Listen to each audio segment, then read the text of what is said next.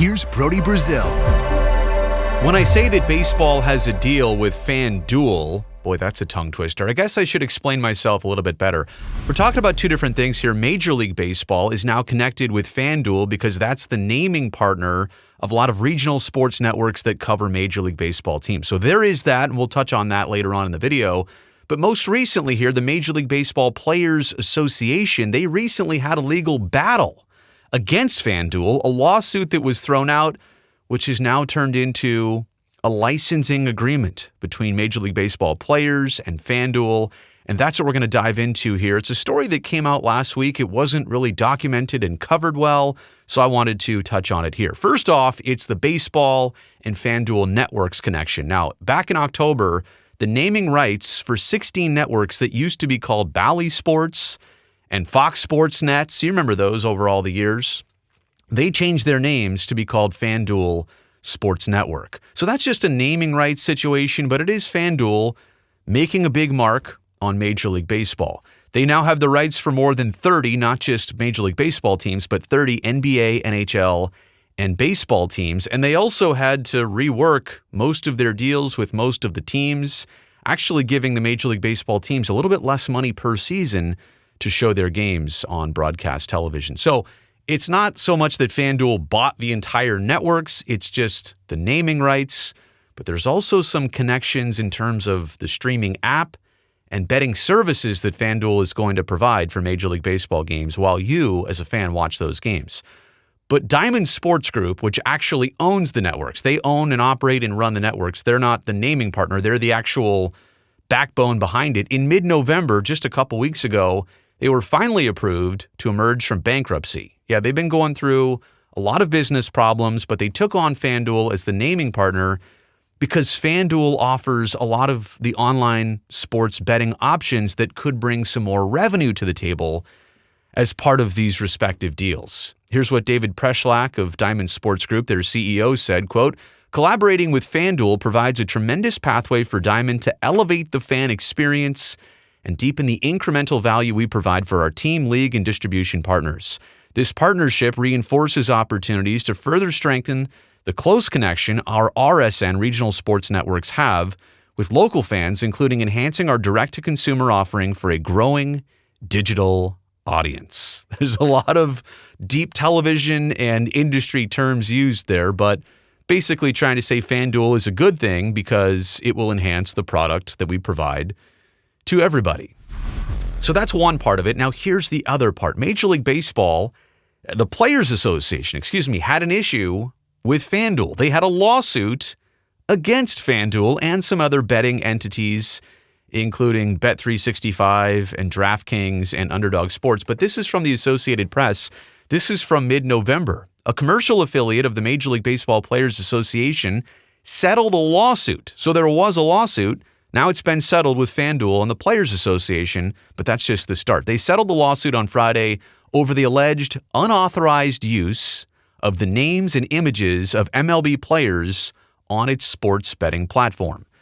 And to some degree, I don't know the details of what was allowed, what wasn't allowed, but FanDuel and others were using the images and likenesses of baseball players without either consent or the legal rights to do that. And of course, baseball players are like, well, we don't want to be associated with this unless, you guessed it, we're getting something out of it.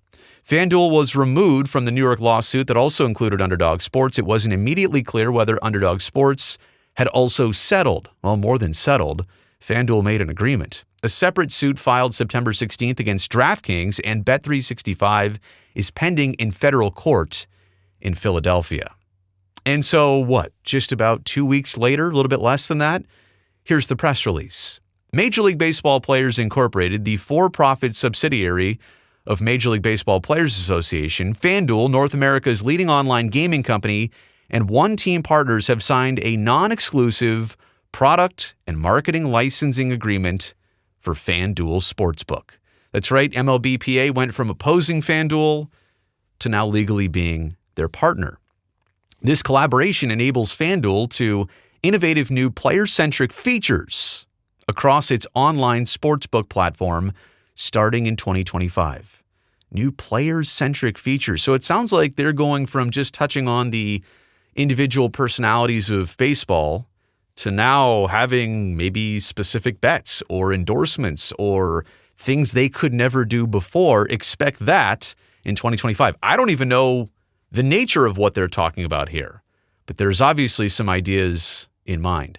FanDuel will maintain its current use of player rights in existing online sports betting products while broadening the integration of Major League Baseball player, and IP stands for intellectual property across platforms and campaigns in the United States and Canada.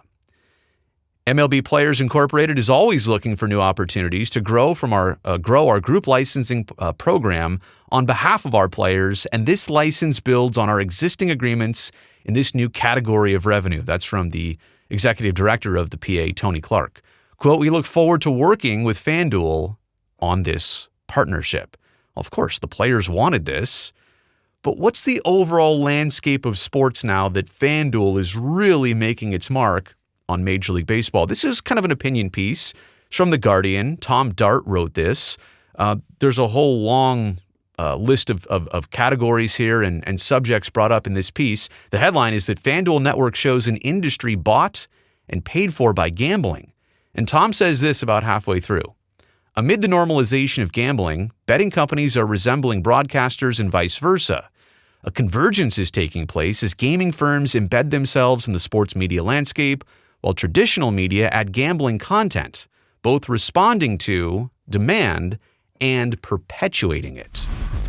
As a result, coverage is rapidly becoming a tangled web of vested interests. It is increasingly challenging for fans to find a mainstream provider without a stake in the gambling industry, whether they're consuming content directly produced or sponsored by a gaming business made by a traditional media company with a wagering side hustle or officially linked to leagues and teams. And I understand that sentiment, right? All of this has got so messy, and for a long time, a lot of mainstream media companies, they just didn't touch the sports betting aspect.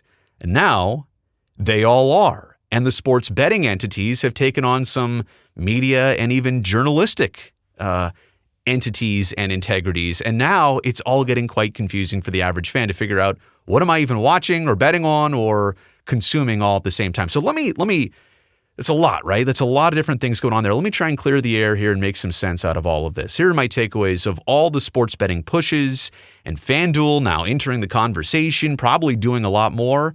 Sports betting didn't just start, and it also isn't going anywhere anytime soon. Now, the biggest takeaway from this is that FanDuel is going to be covering the games, at least their name is going to be on the screen of a lot of baseball teams this season, and players of Major League Baseball are going to be directly linked to online sports betting products, opportunities, but none of this is new. It's just being platformed and promoted and pushed and presented a lot more and in a lot different ways, but we should not pretend like, oh, this is a brand new thing. It is kind of a new situation, dare I say sometimes problem, because we haven't done this before. We haven't figured it out at this level, but it's not new. And also, because so much money is in this, gambling on sports is legal in 35 states, I think.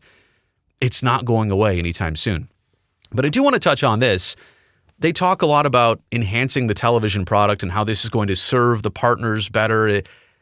We have to separate that real quick because FanDuel wants their name on the networks so that you can also watch the games on a FanDuel app. And what do you think FanDuel does well with apps? They let you figure out how to bet on sports. So if they have an app that lets you watch the games and bet on sports, don't you think at some point those two things are going to merge like this, where it's the fifth inning, it's 2 outs and 2 on, and it pops up on my screen. Hey, Brody, what do you think player X is going to do right now with this at bat? Strikeout, walk, ground out, base hit, RBI, whatever. One of the above. Do you want to bet $5 on that? You have 10, 9, 8, 7, 6, 5 seconds left to bet. Don't you think that's the nature and the future of where this is going? So is FanDuel really enhancing the TV product? Are they making television better? Are they adding more cameras to the broadcast? Are they adding more commentators, more insightful personalities? Are they doing features? Are they doing production value type things that fans are actually going to say, whoa, that's cool.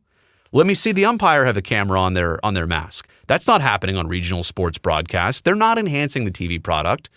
they're promoting gambling. They're promoting their interests. They're promoting their business. They're trying to make more money. And I'm not against that.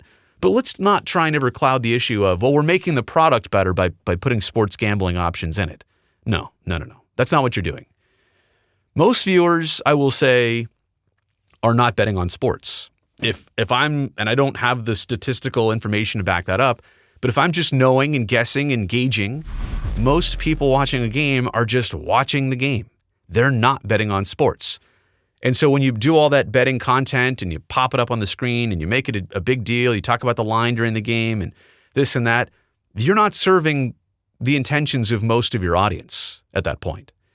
But enough people are, and there's enough business to be had and enough business out there to actually bring this up and do it. And so that's why it continues. It's not because most people are betting, but a certain amount and enough definitely are.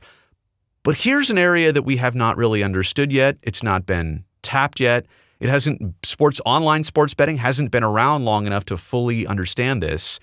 What if 1%, just 1% of sports fans are prone to a gambling addiction?